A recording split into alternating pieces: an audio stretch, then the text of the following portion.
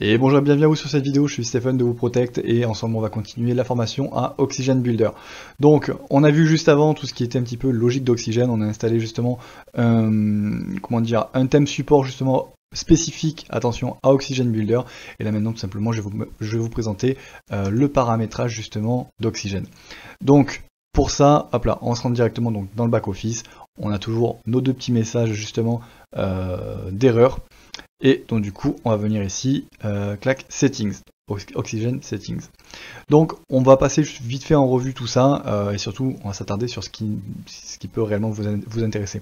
Donc ici au niveau History Limit, alors minimum 50, là actuellement, et par défaut, il n'y a rien du tout de marqué. Par contre, si à un moment, quand vous ouvrez votre Oxygen Builder, vous voyez que ça mouline dans le vide et qu'au bout de 5 minutes, rien ne s'est affiché, c'est que là, dans ces cas-là, il y a peut-être un petit peu trop d'éléments chargés pour votre ordinateur. Personnellement, ça a pu m'arriver dans le passé. Donc, vous venez ici et vous venez donc du coup renseigner par exemple un minimum. Voilà, donc minimum ici. Et le drop-down limit, c'est pareil. Si vous avez à un moment un menu qui est un petit peu trop imposant et vous avez peut-être beaucoup trop de sous-menus, et qui pose problème au niveau du chargement d'oxygène, vous allez pouvoir en fait venir ici et le limiter, par exemple à 20. Voilà, l'avantage qu'il y a, c'est que Oxygen chargera moins de choses, et donc du coup il chargera plus rapidement dans le back-office. Voilà. Encore une fois, Oxygen, c'est peut-être le seul petit défaut qu'il aurait, c'est que autant au niveau du front office, il est extrêmement rapide, extrêmement performant, autant au niveau du back-office, quand vous allez vouloir lancer l'éditeur, il y a des fois où il peut mettre 15-20 bonnes petites secondes. Voilà, donc des fois c'est un petit peu frustrant, ça reste que 15 secondes, mais voilà, je vous le dis. Donc, si pas de problème, vous laissez comme ça. S'il y a des problèmes, vous allez pouvoir justement régler les valeurs ici. Google Maps API Key, donc ça pour le coup, si vous avez une Google Maps API, ça vous sera nécessaire, ce sera nécessaire de le renseigner ici pour pouvoir faire fonctionner le bloc adéquat. Donc voilà, pas de souci là-dessus. Après pour le reste, hop là, un petit clic droit, traduire, et voilà. Après là pour le coup, il n'y a rien vraiment de très spécifique, ça sera vraiment en fonction d'eux. Et vous, honnêtement, laissez comme ça par défaut, ça suffit largement. Ensuite, donc client contrôle. Donc là pour le coup, c'est en fait quels sont les rôles qui vont avoir accès à Oxygen. Voilà. Est-ce que éditeur, auteur, contributeur, etc. Donc là, vous voyez que vraiment, c'est les rôles par défaut de WordPress. Et vous pouvez dire, bah, voilà, par exemple, moi, mon shop manager, il aura aussi accès à Oxygen. Voilà. Si ce n'est pas le cas, si vous n'avez rien renseigné par rapport à ça, ce sera tout simplement uniquement et exclusivement les administrateurs qui auront accès à toute la partie Oxygen Builder. Voilà. Donc, ça c'est si vous voulez le faire par rôle. Si vous voulez le faire uniquement par rapport à des personnes, vous allez pouvoir donc ajouter des personnes à partir du moment où leur compte aura été créé, bien évidemment. Et voilà. Et idem si justement vous voulez cacher donc du coup le Oxygen Metabox en fonction du type de page ou en fonction de là où vous en êtes. Voilà. Pour le coup personnellement, cette page-là, je la laisse toujours par défaut. Voilà. Il y a uniquement les administrateurs qui ont accès à Oxygen. Voilà, pas besoin de plus. Après, les besoins de chacun sont différents. Voilà. Ensuite, au niveau security. Alors, security, c'est ça justement un petit peu qui a pu changer entre Oxygen 3.0 et le 4.0. Ça a été surtout au niveau de la gestion. Alors, ils ont rajouté tout un système de JSON, ils ont modifié les shortcodes, etc. Donc, il y a des fois où justement, vous allez devoir en fait régénérer vos shortcodes.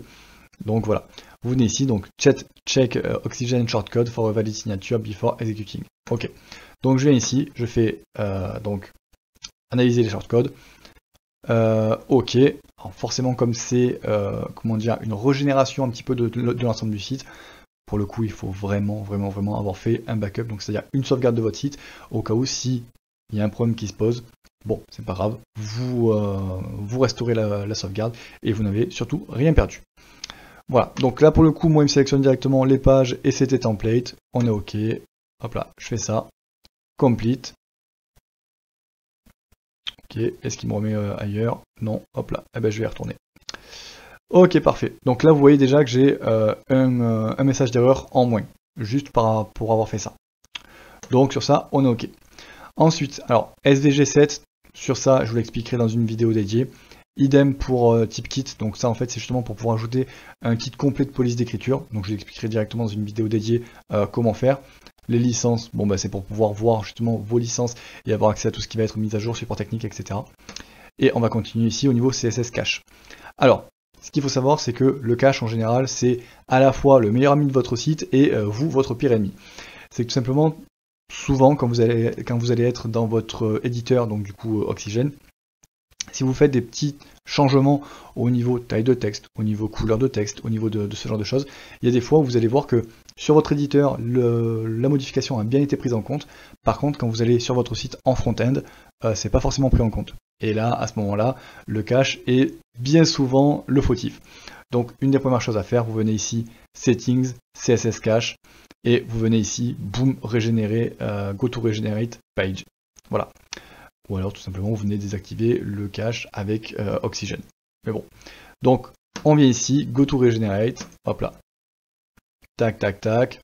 Hold down. Ok, tac, setting. Mon accent anglais qui est toujours merveilleux. Et là vous voyez que justement j'ai mon deuxième message d'erreur qui vient de disparaître. Voilà. Donc dans le premier, j'ai juste régénéré mes shortcodes. Dans le deuxième, j'ai juste vidé mon cache. Voilà. Là au moins je suis sûr que mon site il est clean, il est serein, il est tranquille, tout va bien. Voilà, donc ça c'était pour le CSS cache.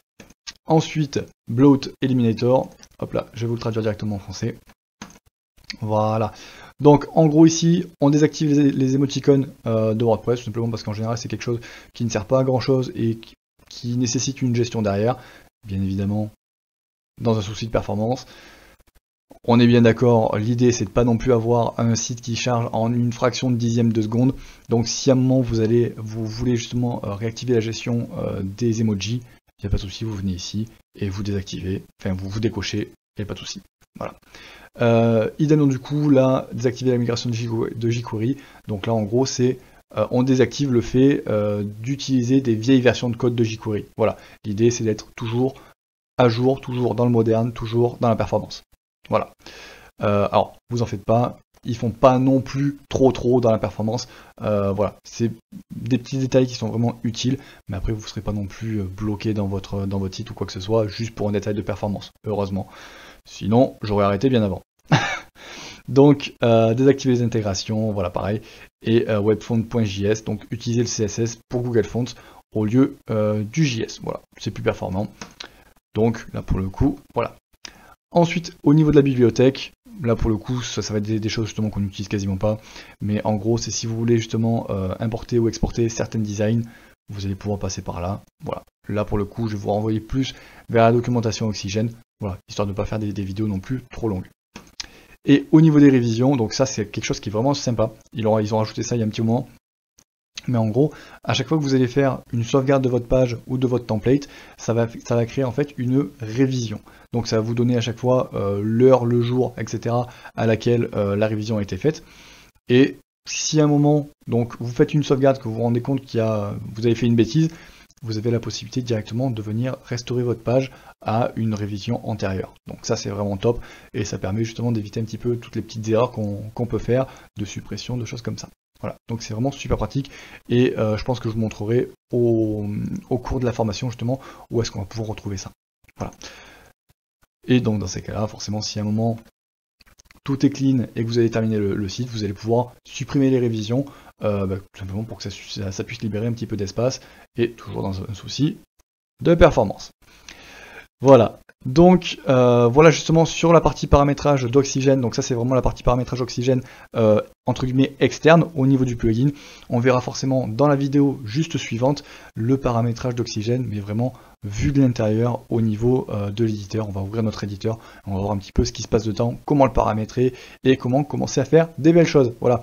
J'espère en tout cas que cette vidéo vous aura plu, vous aura appris de nouvelles choses. Si c'est le cas, un pouce bleu, un commentaire et surtout abonnez-vous pour pouvoir suivre la suite des formations et de nos contenus. Voilà, je vous donne rendez-vous directement dans la prochaine vidéo. À de suite.